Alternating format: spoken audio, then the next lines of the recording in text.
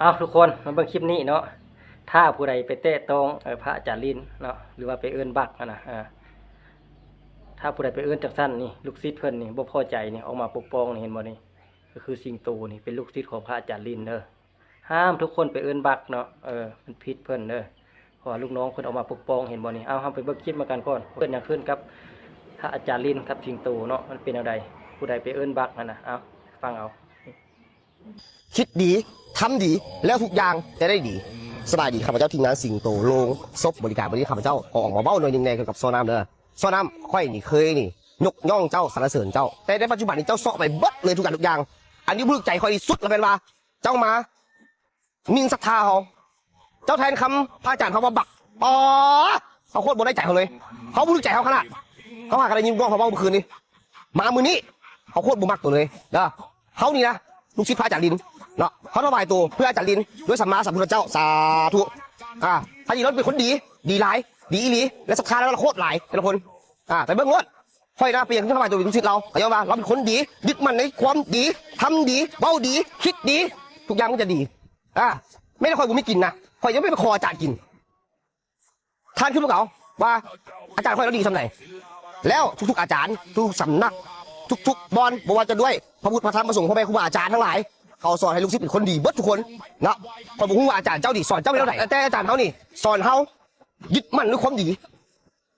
ตอนนี้ต่อไปเขากับเจ้านะเขาจะบศรัทธาเจ้าแล้วเขาจะบเสื้อชูเจ้าแล้วสอนน้ำเบิดเลยเขาว่าว้าวเพื่อนว่าคิดดีทำดีเนาะการที่คิดดีทำดีนะทางที่ดีนะเจ้าจะออกมาไปตอบโต้คนอื่นแบบนี้เนาะจังน้อยหัดพิษกันกับเมียอีกแล้วไปขอขมาเมียได้หันใส่ว่าสิเศร้าแล้วบ่เฮ็ดอย่างแล้วเดี๋ยวนี้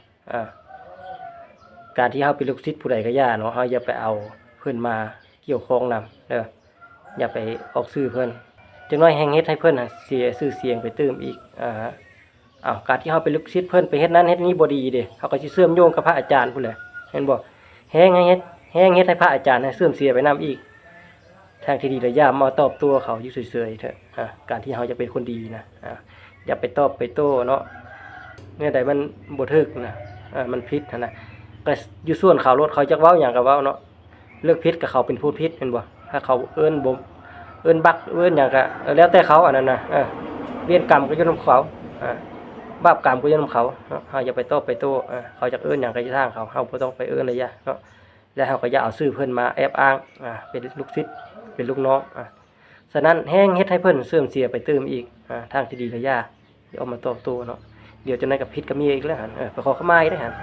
อันนี้มันบ่ได้ว่าคิดดีทำดีอันนี้คิดจะต่อสู้ต่อต้านอันนี้นะแม่นบ่มันบ่ได้คิดจักดีได้อันนี้ได้คิดจะต่อต้านต่อสู้อันนี้มันบ่ได้คิดดีทำดีให้คิดเอาการที่เขาเอาภาคพึ่งจานลิ้นนะเพิ่นน่ะเป็นลูกศิษย์เราบ่มักผู้ใดที่ไปเอิ้นเนาะพระอาจารย์เป็นบักนะมันบ่ถูกต้องตามกฎหมายก็แม่นอยู่การที่เขาเป็นพระเป็นโจผู้ใดมีมาเอิ้นเนาะบักหรือบ้านนั้นเนาะมันก็บ่เหมาะบ่สมแต่ว่าการที่เจ้าจะเอามาเว้าแบบนี้นะแสดงว่าเจ้านี่ก็คนผู้นึงที่ปกป้องเนาะเจ้าก็ฮู้ว่าพระอาจารย์ลินนะเบื้องหลังเราเป็นอะไรถ้าเราเป็นคนดีแท้นะเราบ่ได้ออกมาจากประเทศไทยหรอกเขาบ่ไล่เราออกมาพี่หรอกอยู่ประเทศลาวดอกเนาะเจ้าบ่ฮู้ว่าเบื้องหลังของเราเฮ็ดหยังเจ้าอย่าย้องหลายว่าพระอาจารย์ลินนะแม่นอยู่ดอกเขาเป็นเพิ่นเป็นพระนะเนาะเจ้าเป็นลูกศิษย์เขาเจ้าก็จะปกป้องเขาแม่นบ่ความที่บ่ดี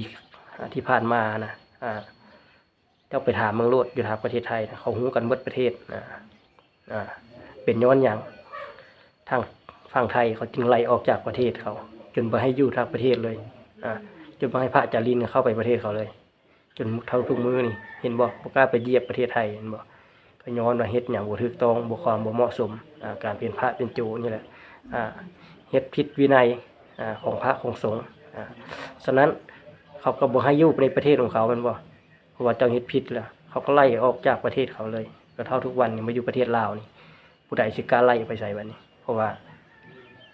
ทุกคนนะให้ความศรัทธาเรานะจนบ่ลืมเบิ่งว่าเราเฮ็ดหยังที่ผ่านมาเนาะทางพระอาจารย์นี่นะแต่ค่อยก็บ่ได้ใส่หายไปสีหรอกแต่ว่าสิ่งที่บ่ดีนะเจ้าจนลืมเบิ่งแม่นบ่เจ้าหลงงมงายไปนำเขา การที่จะว่าคอยบ่มีอยู่ไปกินคอยก็ไปขอเพิ่นกินเรื่องนี้ก็พอได้กินอยู่ดอก คนบ่อึดเนาะมาศรัทธาเพิ่นหั่นน่ะเงินค้ำหั่นน่ะเพิ่นก็มีอยู่ดอกสำเลี้ยงคนนำคนนี่นะอันทางที่ดีหั่นน่ะเจ้าอยู่เฉยๆซะอย่ามาตอบมาตัวเขาเลยสิเป็นเรื่องเป็นราวขึ้นอีกสิได้ไปขอขมาเมียอีกได้ครั้งที่สองได้ยังบ่เซาอยู่บ่เรื่องนี่ใส่ว่าสิเซาแล้วสิบ่เฮ็ดอีกแล้วไปกราบขอขมาเมียคักแน่จักหน่อยผัดผิดใจเมียอีกบัดนี้เมียสิหนีป้าแล้วได้บัดนี้น่ะเมียบ่เอาเลยบัดนี้ให้คิดเศร้าละเศร้าซะคันคิดดีทำดีละย่าไปตอบไปโต้เขาอยู่เฉยๆเขาเฮ็ดหยังก็คือบ่ฮู้บ่เห็นนี่ถ้าเฮาบ่มีความผิดหั่นน่ะอย่าไปทอกไปเถียงเขาเด้อเศร้าซะสิงโตเอ้ยเฮ็ดความดีต่อไปโลดจะไปตอบไปโต้เรื่องน้ำลายสงครามนะ